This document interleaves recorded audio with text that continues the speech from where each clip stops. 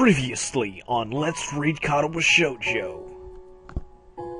Lemons. And now, the continuation. Hey guys, Reckoning here, welcome back to Let's Read Katawa Shoujo. And last part, lemons. So, we are beginning a new recording session. It is the following Friday. Yeah. I don't know why I'm doing this intro. Let's get started!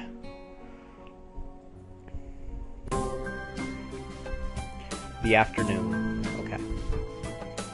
Actually, that's a little bit loud. Let me turn that down real quick. Now that you guys know. Okay. I leave the room after finishing my final exam and breathe a sigh of relief. As I'd hoped, the exams weren't so bad. I managed to breeze through just about everything but the English final. And even that was acceptable. I wonder how Emmy did. Even more so, how she's doing. She looked terrible at lunch today. I mean, she was pretty happy to be out of her wheelchair, but she was so exhausted. Something's been wearing her down, and I'm starting to really doubt that it was just the exams. Should I confront her about this, though? My musing is interrupted by a tap on the shoulder. Hey, it's Sal. Got a minute? Fuck, what do I choose? God damn it. Video cut! Away! Alrighty then. This decision does impact the arc a bit. If you say, I suppose I can spare a few minutes, it doesn't really change anything, but if you say, no, I have other things to worry about, that changes quite a bit. If you pick that, you actually skip the next two decisions. And that's not exactly a good thing. So let me check. You can't see this, of course. Ooh. Oof. I guess that doesn't really impact anything. Maybe it does. Does it? I think it makes it easier to get the bad ending, actually. I could be reading this flowchart wrong, though. Probably am. Well, since it's Muto, and I want to make the right decisions, let's spare a few minutes. Yeah, I've got some time. Nowhere important to be or anything like that. Muto raises an eyebrow as if questioning my statement, then beckons me back into the classroom. I wanted to get some feedback from you, if I could. I know that this course wasn't quite up to your level. Don't worry about it. Science club activities more than made up for it. Did they? Well, in fact, that's what I wanted to talk to you about. Do you think that was a worthwhile activity? Just for my own reference. Well, yeah, it was a great way to go further than we did in class. It was definitely worthwhile. Muto seems delighted by my response. That's great. Exactly the sort of thing I was hoping for. You know, Vasel, I'm glad you came here. It's always good to have a student who really gets into the subject you teach. In a way, it makes dealing with the rest of the students more tolerable. You're a bright kid, too. You took this stuff like a duck to water, or some other such simile. Thanks. You were a great help, especially with that college stuff. There's one more thing, Sal. A bit of advice, from one scientist to another. What's that? What does a scientist do? Observe the world around him. Exactly. Good. A simple question, but one that most people can't seem to answer. What's the essence of a scientist, Sal? We observe what's there and try to figure it out. But what if there's something you can't figure out? What's a scientist to do if he can't observe something? How, for example, can we talk about quarks when nobody has ever actually seen one? Or black holes when observing them directly is impossible? Well, scientific equipment's pretty advanced. Muto irritably waves away my response. No, that's not it at all. Those are tools. I'm trying to give you philosophy. Think, if you can't observe something directly, then how can you observe it? Guess? How? How would you guess the movement of a quark? What is your guess based on? Of course. I should have thought of it earlier. The things it affects. Mukto claps his hands together excitedly and whoops. Yes, exactly. Good. Remember that, Hisao. If you can't examine something directly, it's because you're looking at it wrong. You have to look at it differently if you want to uncover the truth, and if it eludes you, then look at what it leaves behind. That is the essence of being a scientist. You never stop looking for the answer. Never take anything for granted. Observe, experiment, and observe some more. There's a lot of stuff out there that makes no sense, Hisao. Your job is to get it to make sense. If nothing else, I hope you've learned that here. I think I can remember that. Mukto smiled, satisfied. Good. Now go and enjoy your time off. You've earned it.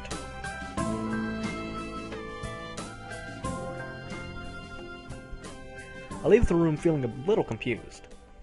What brought that on? Although...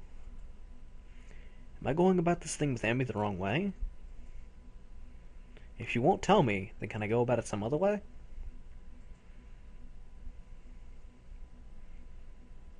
Which makes sense that not listening to him skips a lot of the decisions. Because then Hisao's not being a real scientist and trying to observe his relationship with Emmy the proper way. Analyzing the story for the win! I'm a very weird person, in case you guys didn't know that already. Ooh. The question keeps spinning in my head even after I've made my way back to my room. What if she gets angry about it? Besides, what if it's nothing? If I go in and refuse to leave until she tells me it's wrong or something, won't that come off as clingy? I don't want to start a fight or anything over something like this. Maybe I should just drop the matter and see how she is tomorrow before I do anything. Would it be so bad to just let it go? It's not like we don't enjoy each other's company. But odd as it sounds, I really want to help her. I don't even know what with, or if there's anything at all she needs help for. But I want to. Suddenly, a knock on my door rouses me. I open it to see Kenji. Oh, it's you. It's me. That's it? If you had any idea what I've been through, what I've done, you'd be happier to see me, dude. I mean, that was some epic you may never see me again shit. And here you're just acting like I went out of the store for some milk. You're a cold man, Hisao. I really respect that. Thanks, I guess. It's smart to play it safe, you know. Don't show any emotion. Keep your cards close to your chest. Unless it's time to show your cards, or you have bad cards. Then you should fold, or collect your winnings. Do you understand? Yeah, that makes perfect sense. I take it the mission went well? Well, awful nosy of you, isn't it? Easy. You can't just go saying things like that. Things are at a delicate stage. One wrong move and BAM! The invasion succeeds! I thought you were gonna blow the conspiracy wide open. It's bigger than I thought. I need to update my charts. And probably change some of the puppets around. You like puppets? You wanna help? I've got some whiskey from somewhere. You can fill me in on everything your investigation has turned up. Better not. I'm supposed to meet her today. Gotta go do that. Can't raise suspicion. Kenji nods in approval. Still keeping it close to the chest, eh? Okay, man. I respect that. Good luck. Thanks. I'm just going to pretend, for the sake of my own sanity, that it's wishing me luck in talking to Emmy. And if I squint, that whole card analogy he was talking about works here. Time to lay it all on the table. Or see if I can't get to Emmy to do so, rather. With a sense of something approaching purpose, I head for Emmy's room. I hop up the stairs leading to her room and knock on her door. Who's there? Oh, that's odd. Her voice sounds a little choked. Hey, it's me. Thought I'd stop by. Hisao? Come on in. I reach down to open the door, only to find that it's locked. More and more curious. Your door's locked. Oh yeah, sorry. Give me a minute.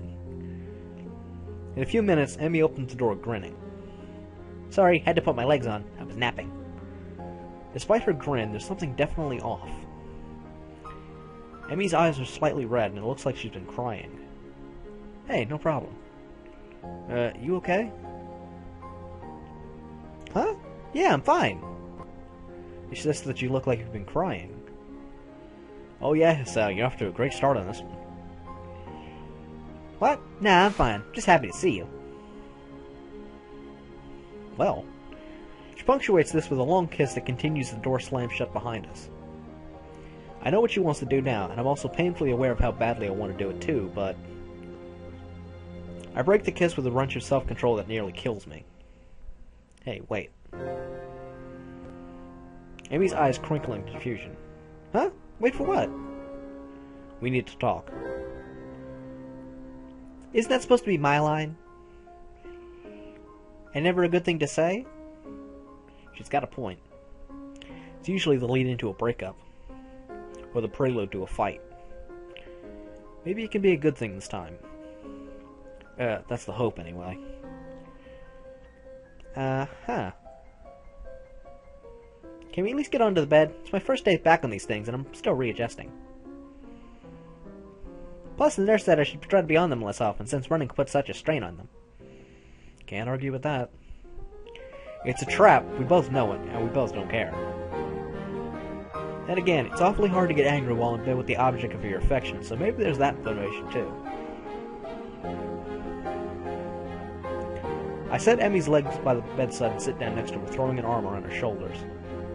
In silence, we just enjoy being able to be in this position again for a few minutes. Then, of course, I need to ruin it by opening my mouth. Look, I know that you've been having kind of a rough time of it lately. And I want to help you out. Thought it was just exams getting to you, but now I come to your room and you've been crying and that kills me.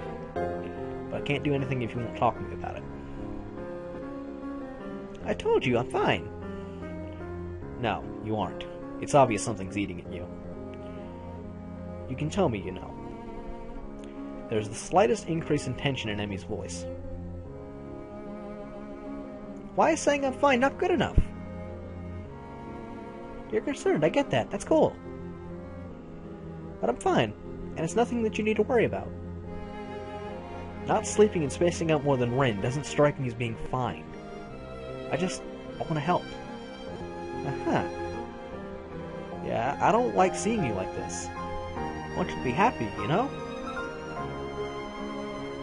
I get the feeling that came out wrong because Emmy fixes me with an icy stare. Do you want to fix me, Hisao? She's definitely getting angry now. Want to swoop in on your white charger and save the day? Stop the nightmares, the phantom limb pains? Restore what's lost? Her voice catches in her throat, and the tears start to flow. You can't. Nobody can. Nobody will. I'm so stunned by her sudden verbal assault that I remain quiet. Neither of us says anything for a while. I'm surprised that Emmy tightens her grip on me rather than pushing me away. After a deep breath, she starts talking again. Look, I'm sorry. There's these nightmares. About the accident. Ah, the accident. Should have known. It took her legs after all, but it never comes up, of course. I usually deal with them fine, because I can run.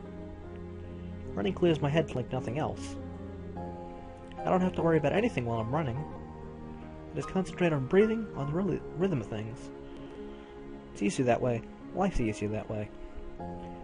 By just forgetting about it and pushing it away. No. Just keep moving forward, you know? Nothing else matters, just getting around the next curve.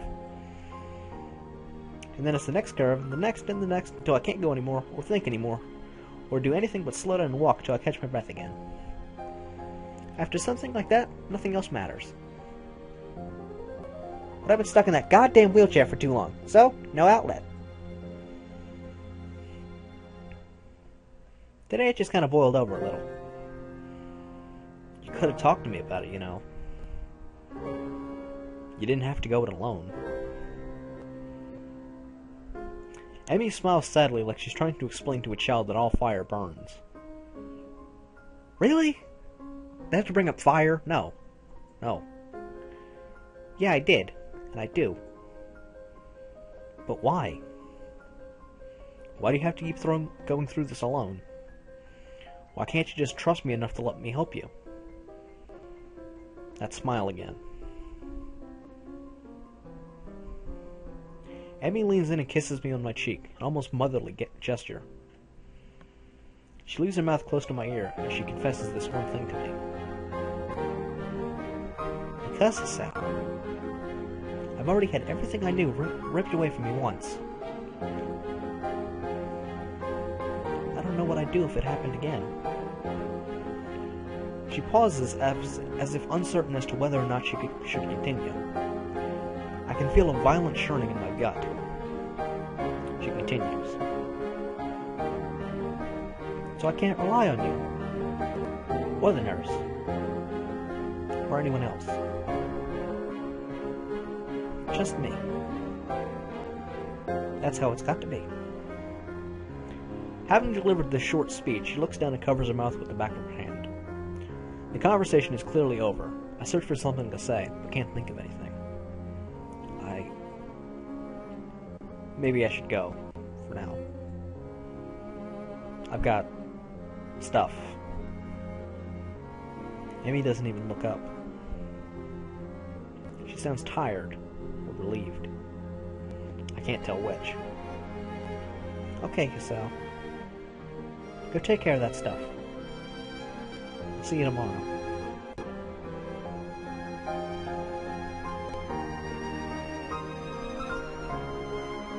I get off the bed and head for the door, pausing at the doorway. Hey, Emmy.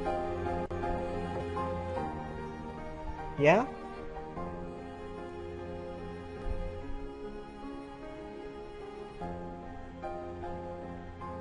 A thousand things I want to say. I'm too mixed up to say any of them, though. After her admitting that she'd never let me close, I feel like my world's just been ripped out from me.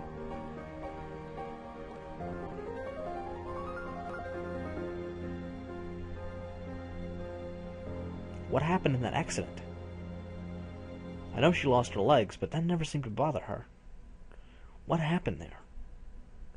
What scares the girl so badly she won't accept help, even from someone she loves? I don't know.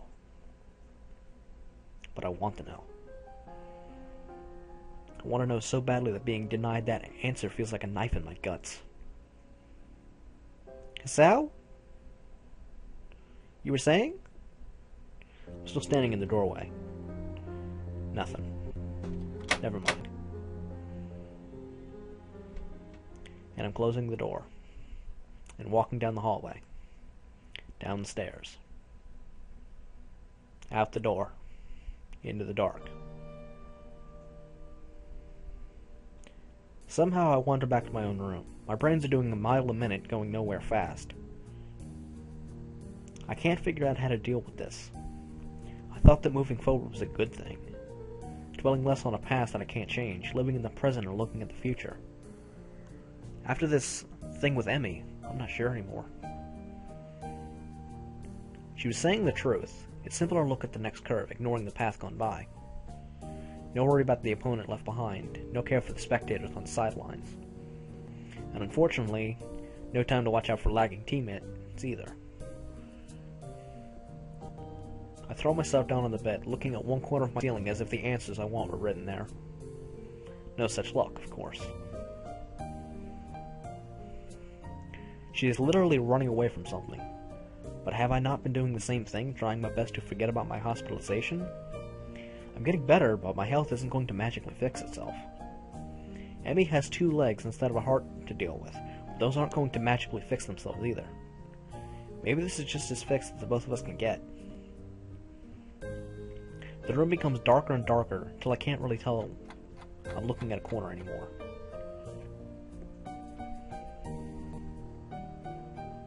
The morning comes too soon, on the heels of a sleepless night. Is this how Emmy's been spending her nights? Staring at the wall or ceiling, trying to stop thinking about whatever it is. Her, in my case. That clenched feeling in my gut is still there. I can't rely on you. Words spoken so casually. Almost like they were teasing me or chastising me for suggesting that the Earth is flat. That's how it's got to be. The way it's got to be sucks. I'm feeling so miserable that I very nearly decided to skip the run. That would be stupid, though. It's not something I should do just to see her. Sure, that was the original reason, but it's something more now. I've started to enjoy the running itself. There are worse ways to get the blood flowing anyway. Never thought I'd say that after the first week or so, but I feel a lot better after a run. Like, no matter what else I do today, at least I've done that one thing. It wakes me up, too, and Ren'Py herself said that running always clears the mind. Maybe it'll help clear mine. I hope so.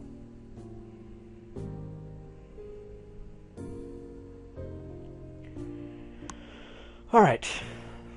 Just a little break into commentary. I realized there was a lot to digest. That pretty much sums up why I don't like Ren'Py. This entire time, basically since the accident, she's had it set in her mind that she will let nobody in. She can't trust anyone, she can't rely on anyone but herself. She's similar to Hanako in the fact that both of them have set up a wall around themselves. Hisao has to break down this wall. Can he do it? That is the question. Because he has to do it just right. Otherwise he fucks everything up.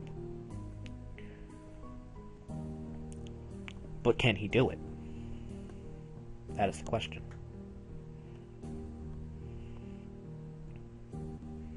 So yeah. Now you know.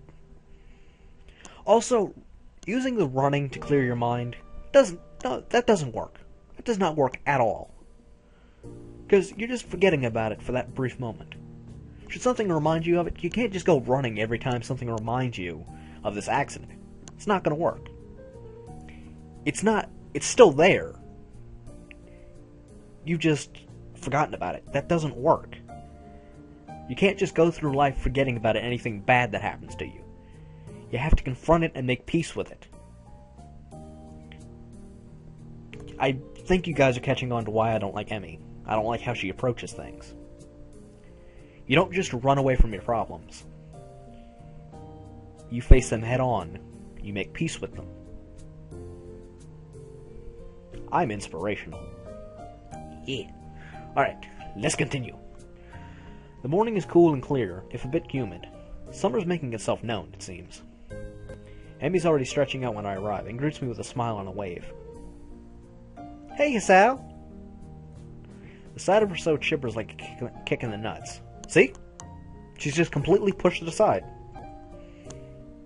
How can she be so happy after yesterday?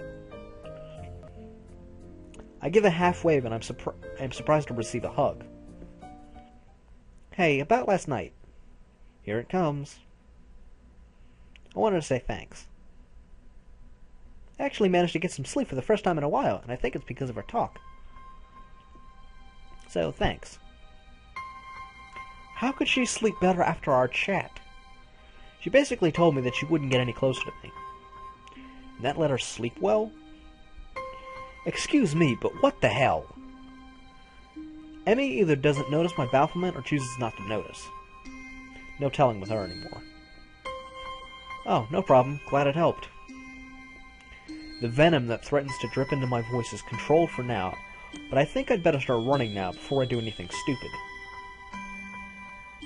Ren'Py seems equally willing to get started, and before long we're darting around the track. I can tell she feels more relaxed. Her running has gone back to the more graceful movements I remember from when I first watched her. It's a stark contrast to the almost brutal way she's been hurling herself around the track these past few days. Our talk really does seem to have helped her. A pity it couldn't help me.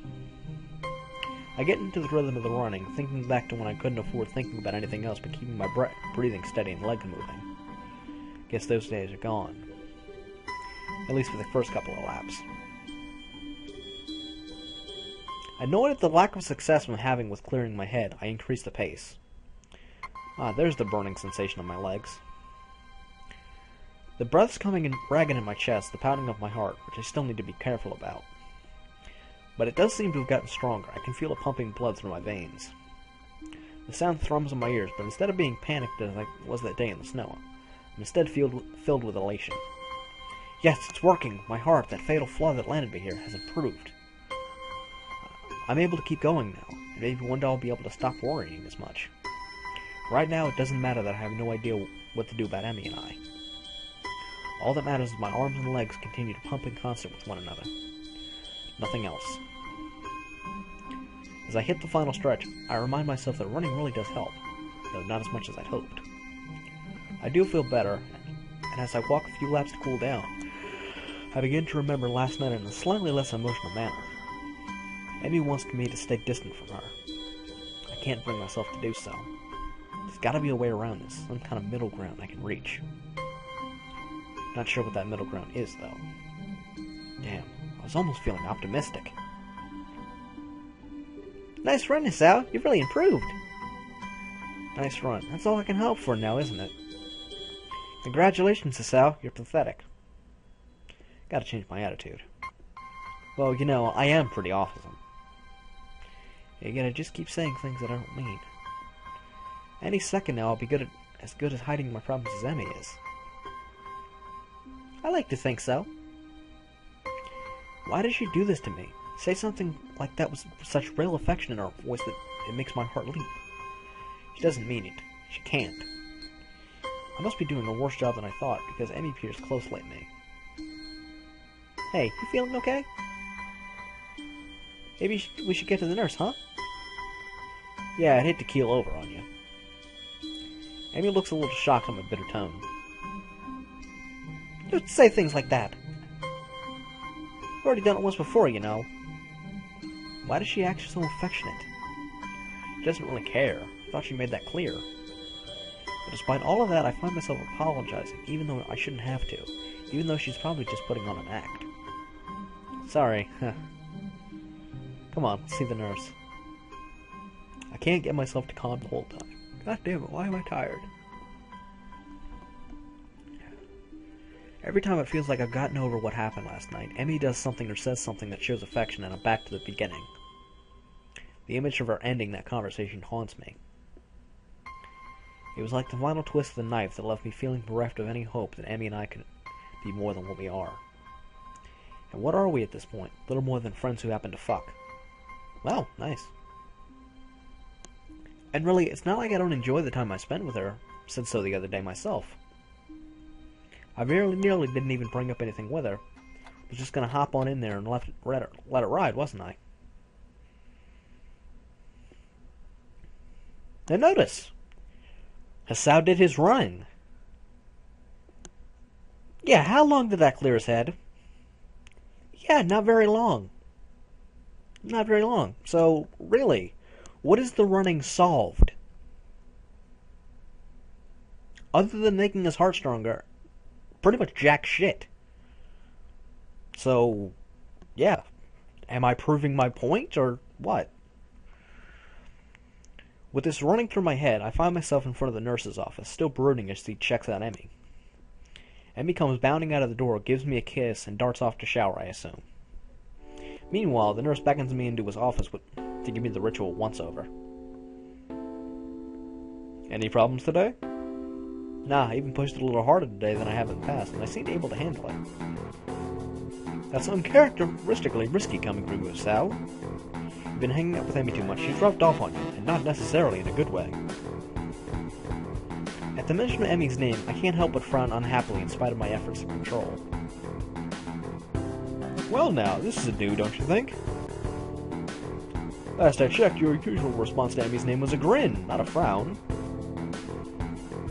What exactly happened between you two? Because Emmy doesn't seem to be in on it, whatever it is. She looked more relaxed than I've seen her in weeks, which is unusual for this time of the year. What do you mean by that? By what? For this time of the year, I I keep trying to find out what's been bothering her, but she climbs up as soon as I broach the subject. Then last night she said, "Let me guess, she won't tell you because she says she can't trust you. And now you're crushed because you thought the two of you were so much more than she seems to think, right?" More or less. How the heck did you know? So, I'm the nurse. It's my job to know these things. Plus, I've known Emmy for long enough to know that she'd try to do something like this. It's just like her. He says this in sort of half-affectionate, half-frustrated tone that would seem more appropriate if he had a cigarette dangling from his lips. As it is, he seems willing to make do with a pen. Look, you mind if I give you some advice? Okay, now, should you skip the scene with Muto, you don't get this decision. So this does not really affect anything. But I'll say sure, why not? You can talk more in my Muto/nurse voice. What was it Muto said yesterday? If you can't observe the thing, then observe what's around it? Worth a shot. The nurse knows Amy better than I do, I'll wager. Sure, I'm open to suggestions. Honestly, I'm kind of lost. I got no idea how to deal with this. I never would have guessed. He grins while he says this. I think he's kidding. Look, here's the deal. Emmy is stubborn. You should know that by now, and if you don't, then you're pretty unobservant, but I'm giving you the benefit of the doubt here. I'm so grateful. Anyway, if she's decided that she doesn't want to talk about what happened, then she's not going to talk about what's happened. Has she said anything about what's been bothering her? Even a hint? Well, she said she's been having nightmares about that accident. Really? You're making progress then. That's good.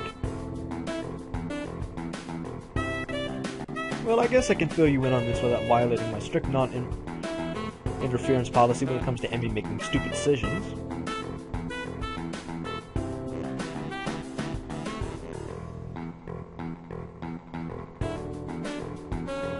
The anniversary of her accident is coming up soon. She gets depressed around this time because it was a pretty traumatic event, considering what she lost. That's the other thing. She acted like she lost more than just her legs. What happened? Whoa! Nope, not going there. You have to ask somebody else about that, because that's a whole can of worms I'm not going to open. If Emmy wants you to know, she'll tell you in her own time. You've just got to be patient, that's all. Why are you even helping me with all this? Because you're good for her. She trusts you, even if you don't think she does. And you get the best chance out of anyone at this school right now to help her through this time of year. She won't accept my help, but she might accept yours if you don't screw it up. So don't screw it up. Got it? I open my mouth to respond, but a knocking sound at the door interrupts me. Hey, you guys still in there? Just a moment, Emmy. Give us a second to get our pants back on. The door bursts open and Emmy clears knives at the nurse. Asshole. Didn't mean to get your hopes up. Hey, can we leave me out of this? Anyway, what's up, Emmy? Forget something? I try to take a more cheerful tone with her. No need to upset her. Two can play the everything's fine game. Actually, I forgot to ask you something. Oh? What's that? Do you want to come with me on a trip to my house? My mom's making dinner, and I thought you might want to join us. Well, of course I accept. Emmy punches the nurse in the arm playfully. Not you, idiot. You were over last week. I was talking to Hasao. Oh, how interesting. Meeting the parent. I'd love to go, Emmy. Thanks. The nurse raises an eyebrow, but says nothing. Great, I'll be in my room. Swing by after you shower and change into something clean. We'll grab the bus. Sounds good. I'll see you in a bit. This time it's me who leans in for a quick kiss before darting off to my room. What an interesting development. And with that, I will end this part off. On the next episode of Let's Read Katawa Shoujo, we will visit Emi's house. And maybe we will have more discussions that will add more storyline to what we have now. So, tune in next time for the next exciting episode of Let's Read Katawa Shoujo!